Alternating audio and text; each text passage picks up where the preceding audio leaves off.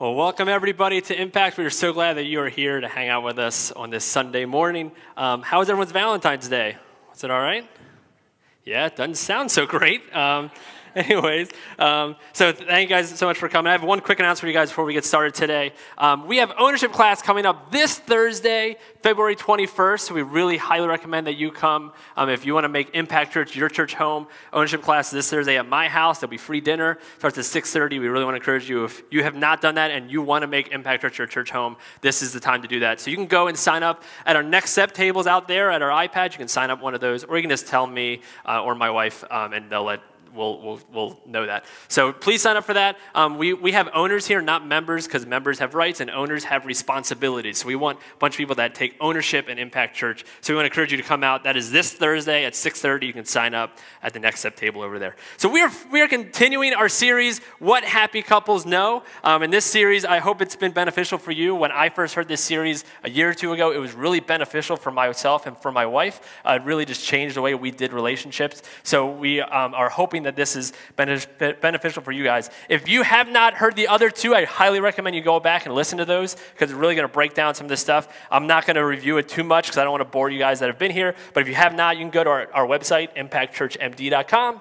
And you can go to our sermons. You can catch all of our sermons on YouTube, on our podcast, everything. But what we've been saying is that everybody, when we go into a relationship, we walk in with this box of hopes and dreams and desires. All of us do that. That we come in and we have these hopes and desires when it comes to how we think we're going to spend the money in our relationships, how we're going to spend time, our conflict resolution, who's going to do the chores. We all have this. And we all bring this box of hopes and dreams and desires into our relationship, and we hand it to our partner when we get married or when we start dating. But when we hand it off, they do not receive it as hopes and dreams and desires. Instead, they receive it as expectations. Now, here's what I'm expected to do. And when we do that, it becomes very transactional.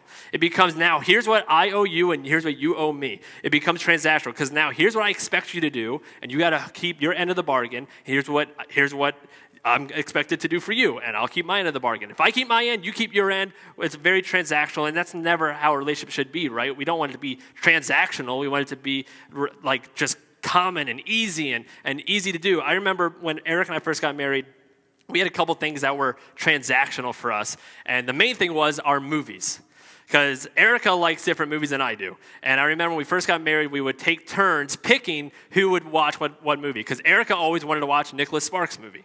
And I don't know about any other guys in the room, I never want to watch one. But I was like, you know what? I'm going to give this time, because next time we're going to watch the guy version of a Nicholas Sparks movie, and that's a comic book movie, okay? And I know she didn't want to do it, but I put my time in over there, so now next time we're watching Avengers, okay? And that's what we would do, and that's what happens when we hand off our box and becomes expectations. It becomes transactional. And we have this box full of hopes and dreams and desires, and none of it's bad. It's all filled with good things. And even past this, there are intangibles that we all have when it comes to relationships. Here's some of the intangibles that we have when it comes to our relationships. We want to feel respected. When you enter into a relationship, you want to feel respected, right? That's a normal thing. You want to feel desired. Everyone wants to feel desired. You want to feel admired. Come on. I know for me, this is a big one for me. My love language, for those of you who have done love languages, one of my love languages is words of affirmation. So I like when Erica tells me I'm doing something really well. And the reason why I like when she does that, because I always think I'm not doing something well. I need someone to affirm it in my life. So I want to be admired. We all want to be admired, right? Cherished. Come on, who doesn't want to be cherished in their relationship? Protected. All of us want to be protected. For some of the wives, you want to be protected, and guys, we want to be protected too. I want to make sure that when my wife goes and hangs out with a female friend of hers or a group of friends, if I get brought up, that she doesn't bash me. I want her to protect me when it comes to my emotions, when it comes to me. I want to be defended. We all want to be defended. Trusted. You have to have trust in a relationship, right? If you don't feel trusted, if every time you go somewhere you're getting texts, hey, where are you? What are you doing? When are you coming back? You don't feel trusted. That's not going to work. You want to be trusted. Prioritized. Come on, you don't want to compete with his car. You don't want to compete with her job, do you? You want to be prioritized. And pursued. We all want to be pursued. So we all have this box of hopes and dreams and desires and all these intangibles that we have. And what we've been talking about is, week one, we talked about what do they owe you? That's the main question we need to ask, because we have these hopes and dreams and desires, and a lot of us, we start to feel like they owe us or we owe them. So what do they owe you? And what we decided in week one is happy couples know that they owe each other everything, but aren't owed anything in return.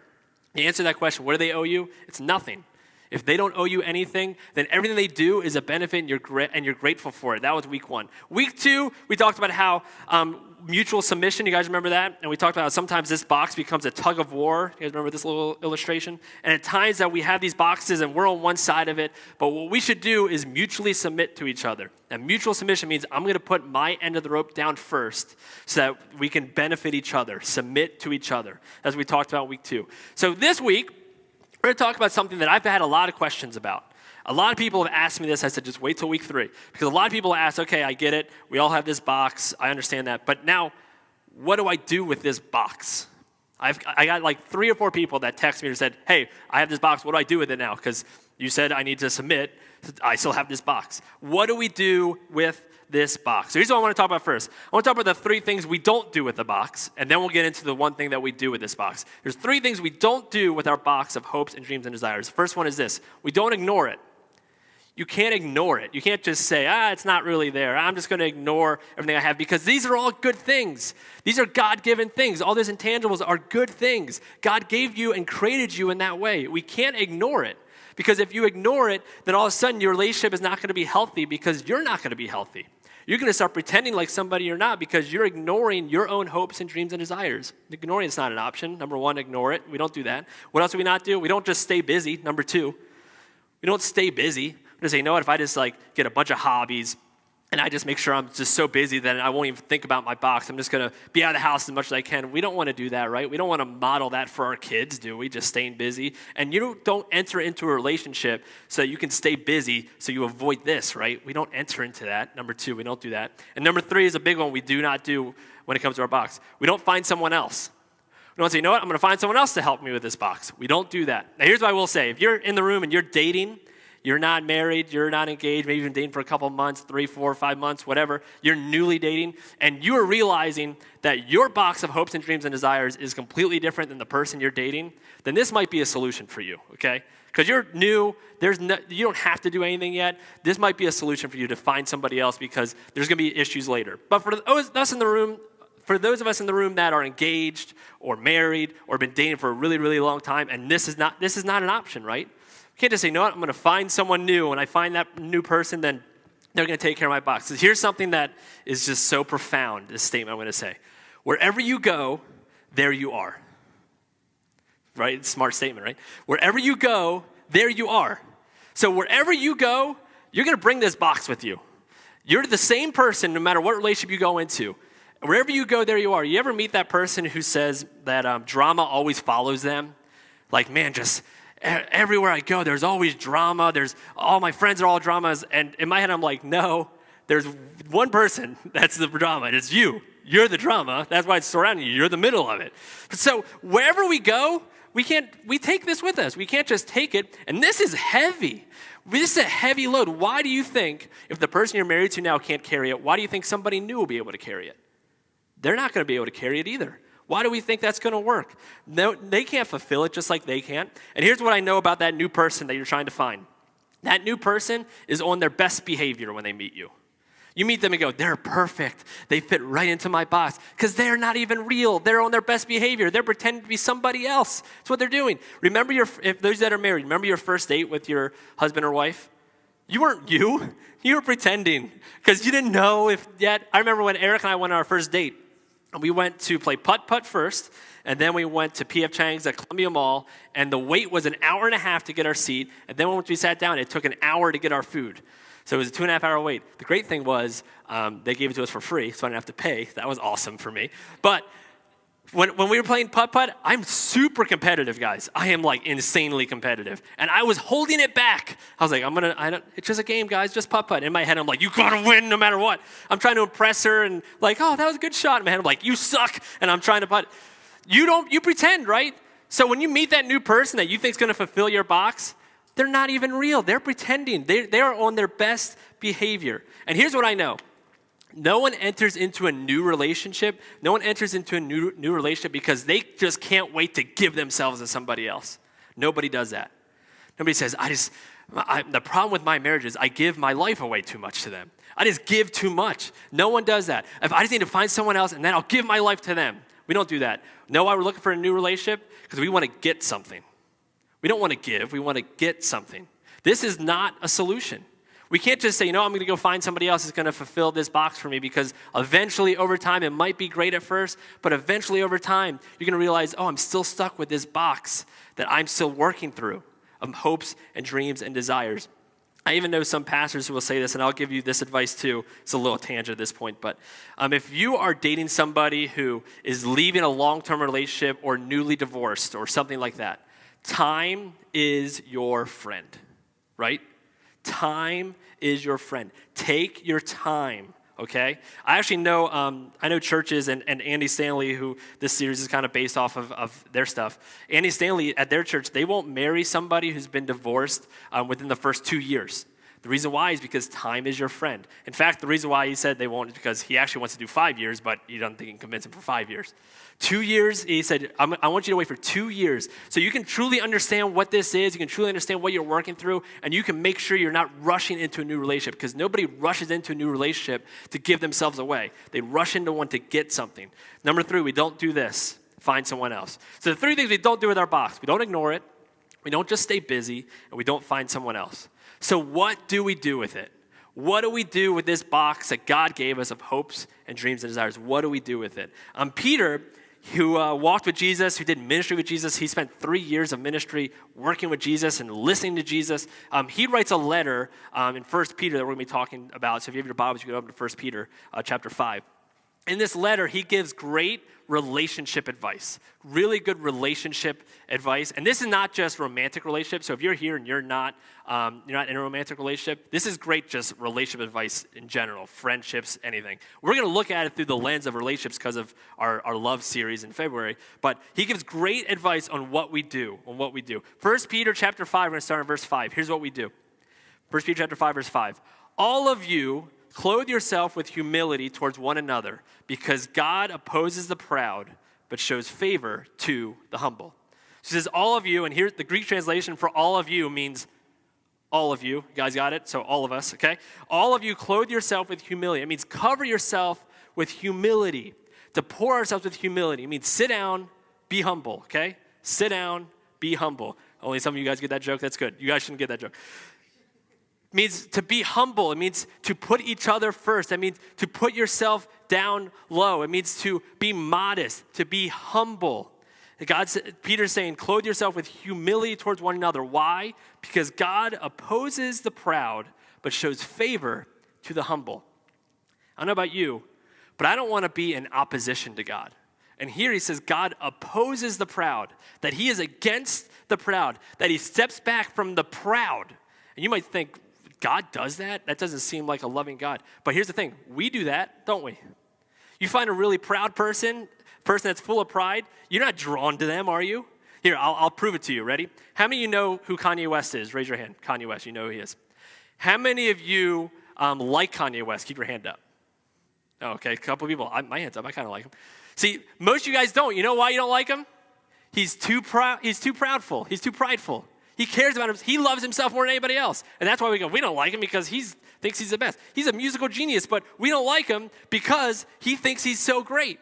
None of us, we all step back from the proud. You never find someone like, man, I like that person. He just is so entitled. She is so entitled. She thinks she's better than everybody else. No one says that. We push back from the proud. And in this verse, God opposes the proud, but he shows favor to the humble. That when we humble ourselves and we put our needs down and we humble ourselves when it comes to our box and we show humility, when we do that in our relationships, when we do that, that God shows favor to us. That he gives us the strength to get through things that we didn't think we could get through. He opposes the proud but shows favor to the humble. So a question that I ask myself all the time that I would recommend you ask yourself as well is, what would a proud person or what would a humble person do? In this situation, what would a humble person do? Because here's what's great about asking that question. If you get into a situation, you think, what would a humble person do? If you do that, guess what? You're humble. That's all it takes. You might think, no, Eric, because in my head, I really don't want to do it. It doesn't matter what your head says. We read your actions. We don't read what's in your head. If you do what a humble person does, you are humble. In fact, if you don't want to do it and you do it, you're more humble because you're really working against yourself. So we should ask that question. When it comes to my relationships, when it comes to my box, when it comes to what we're doing, when it comes to this situation in my relationship, when it comes to this fight, when it comes to whatever it is, What would a humble person do? And whatever a humble person do, if we do that, God shows favor to the humble, but he opposes the proud. Peter continues with this. Humble yourself, therefore, under God's mighty hand, that he may lift you up in due time. Humble yourself, therefore, in God's mighty hand. When I think of God's mighty hand, sometimes I think of like he's going to squash us, but it's not what it means. It means he's going to protect us. It's like, you ever like catch a frog and you hold a frog like this? The same way that he's protecting us with it's a canopy of protection. God's mighty hand, that he may lift you up in due time, that when the time is right, when you are humble and you practice humility, he is going to protect you and lift you up to get through things that you never thought you could get through because you are humble, because of humility. He will lift you up to a position where God can use you and do major things with you. And then he gets really practical in this verse. And this is a verse that actually Michelle talked about a couple months ago in our last series, and she had a great illustration with her bag. But this is a great verse. 1 Peter chapter 5, verse 7 says, cast all your anxiety on him because he cares for you. Cast all your anxiety on him because he cares for you. When it comes to your anxiety, when it comes to your relationships, that you're just so frustrated and you are so burnt out and you are so worried. I thought he would do this. She said she would do this. I thought this. I'm afraid that he won't. I'm afraid that she will. Whatever that is, that anxiety that you have in your relationships, Peter says, cast it onto him. Give it to him. Throw it to him. Why do we do that? Because he cares for you. Because the God of the universe cares for you, we take our worries when it comes to our box and we throw it to him. What does that mean? Here's our main point today. We unload our box on him. What should we do with this box? We unload it on him. Unload your box on him. When it comes to this box and you're so frustrated and worried because you don't feel like you're getting your box fulfilled, you unload it to him, the one who cares for you, the one that can handle it. Unload your box to him. We want to take it to him before we take it to them. We want to take it to the God of the universe who loves you and cares for you before we take it to our spouse or to our partner. Unload your box onto him. And here's what that means for some of us. And this is going to sound like, if you're here and you're not really a church person, we are so glad you are here and you're hanging out with us. This is going to sound weird to some of you because this is going to sound really religious. But I'm telling you, if you do this and you are struggling with this box, and you text me this week and say, I don't know what to do with this box, this is something that I'm telling you will help you. It's going to sound weird when I say it, but I'm telling you it will help you. For some of you, you need to pray honest, vicious prayers. Not polite prayers. Not formal prayers. Be honest and vicious with your prayers. You go to God and you unload it on him because he cares for you. And here's what that means for some of you, and I highly recommend this, and I've done this many times. Actually, was doing it this week. Sometimes you need to change your posture when it comes to praying. For a lot of us, we're used to praying like right before we eat dinner. We're used to praying in the car. We're used to praying in the shower when we put makeup on and just really quick prayers. But for some of us, if we're struggling with this box and we have those anxieties that we're trying to cast to him, you need to change your posture when it comes to prayer. Some of you need to get on your knees and spend 10, 15, 20 minutes praying vicious prayers to God. And why do we get on our knees? Because that's a sign of surrender and humility. And we already learned that God shows favor to the humble, right? So when we get on our knees, it's a posture of humility. Some of you need to raise your hands while you're praying and just give it to him. Why do we do that? Who raises their hands in life? Little kids, right? When little kids want to get picked up, they raise their hands. Why? Because it shows dependence. So some of you need to get on your knees, hands up, praying vicious prayers to God. Honest, real prayers to God. And here's why I think your posture is so important. Because your body and your mind are connected. There is so much research that shows that when your body is doing certain things, it's going to change your mind. In fact, the Psychological Science in 2010, they released this report that showed that when you are in a confident stance when it comes to sitting, an open stance, when you're sitting back and your arm is rested or your legs are crossed, you're leaned back with your posture, that you are more confident.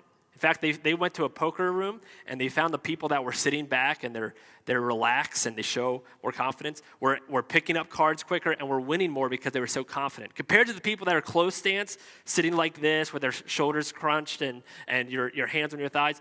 Why does that affect you? Because your body affects your mind. So if some of you that are struggling with this box, get on your knees, raise your hands, and lift it to him.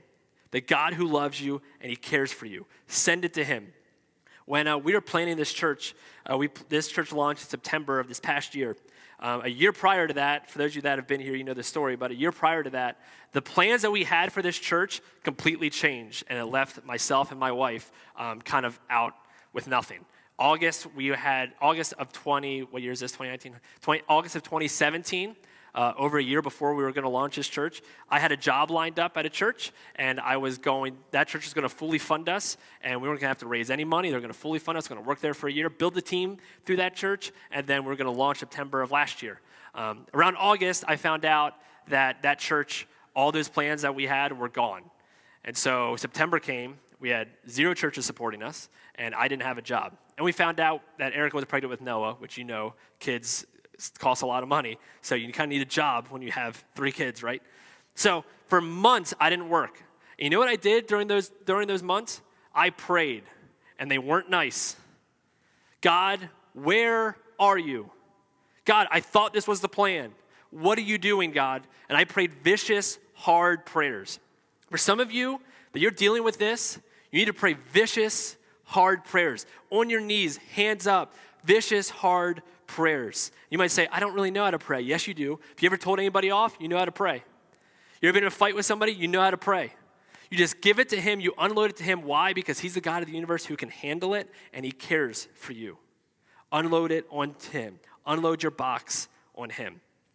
There's a prayer in Psalms. And if you've never read Psalms is a bunch of poems and prayers.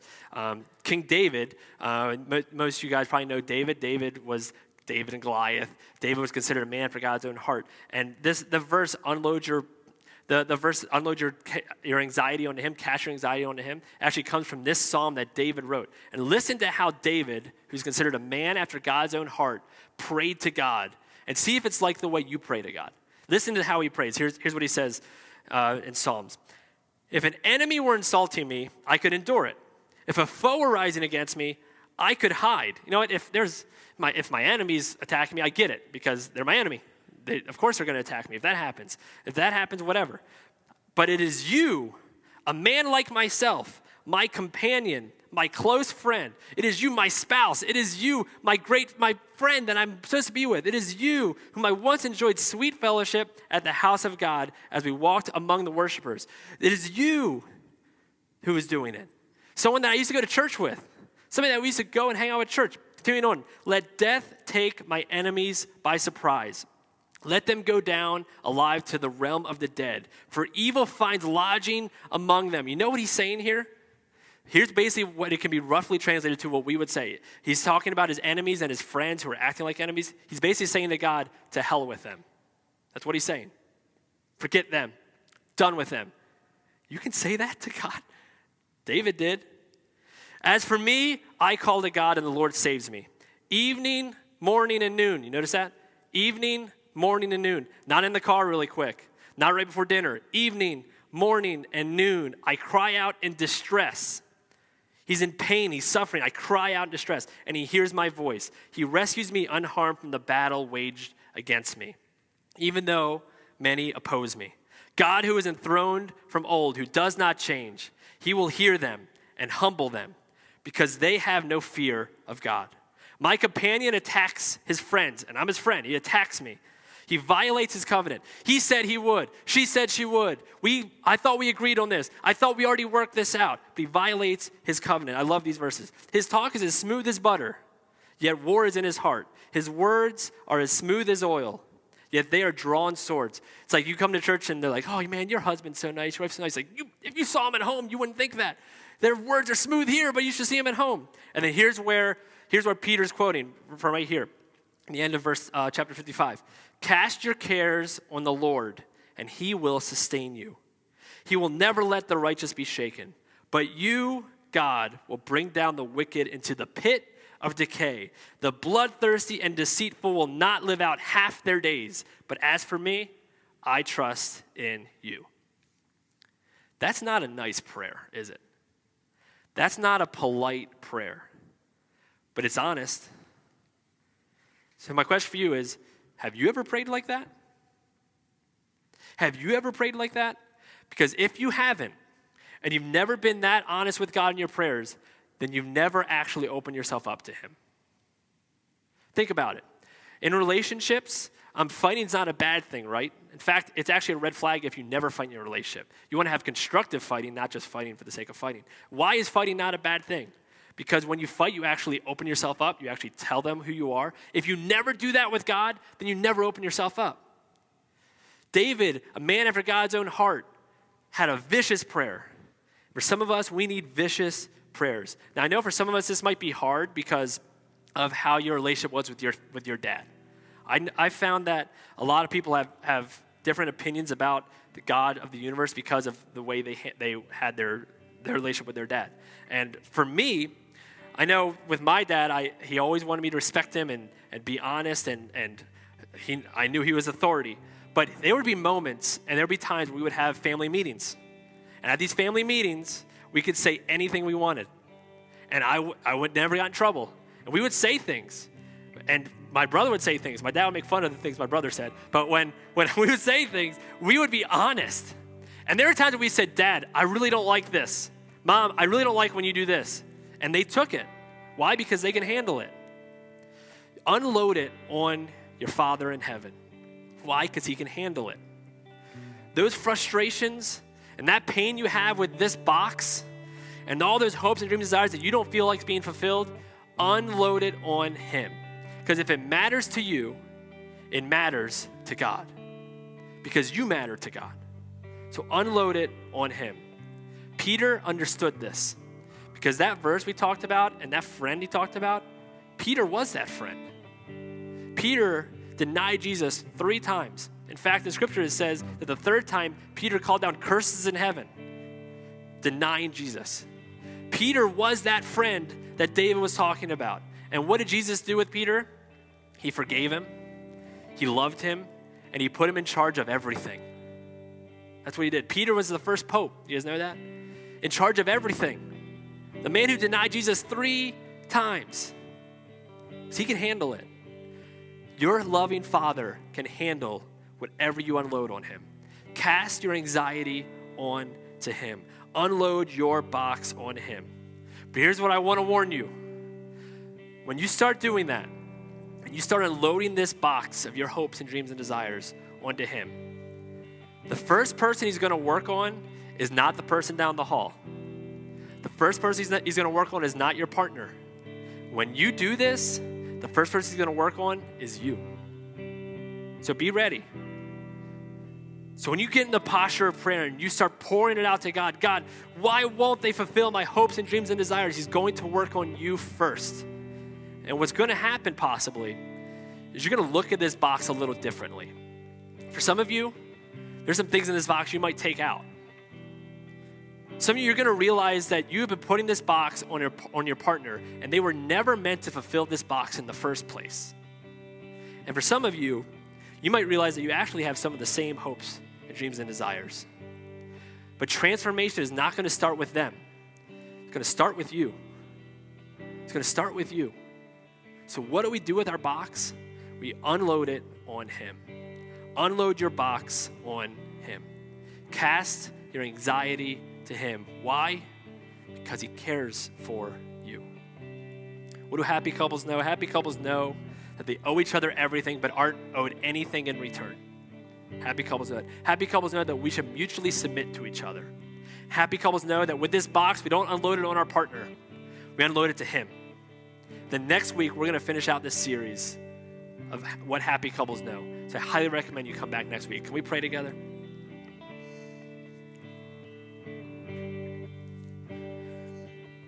Dear God, I thank you for being the God that defines love for us and the God that just shows us what true love is. I thank you for being the God that just cares for us. I mean, you're the God of the universe, but yet you look at each one of us and you care about us like the perfect, loving Father does. God, thank you for being that dad, that Father that we can look to, that Father that is always there for us. God, I pray for the people in this room, for the people that are single, and that are thinking about their future relationships. I just pray that you just help them just to start casting their anxiety onto you, to unload that stuff onto you. I pray for the people that are dating or engaged or married, been married for years and years and years. God, I pray for the couples in this room that are struggling. And things aren't as great as they used to be.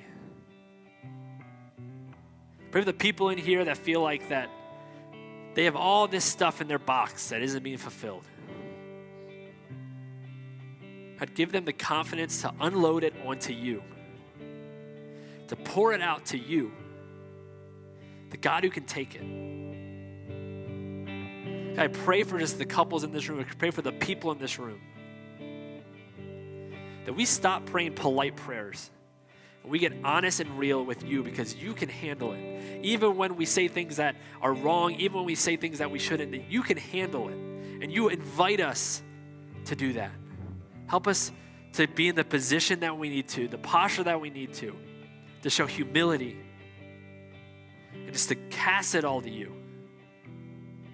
Thank you for loving us in that way. In your son's name.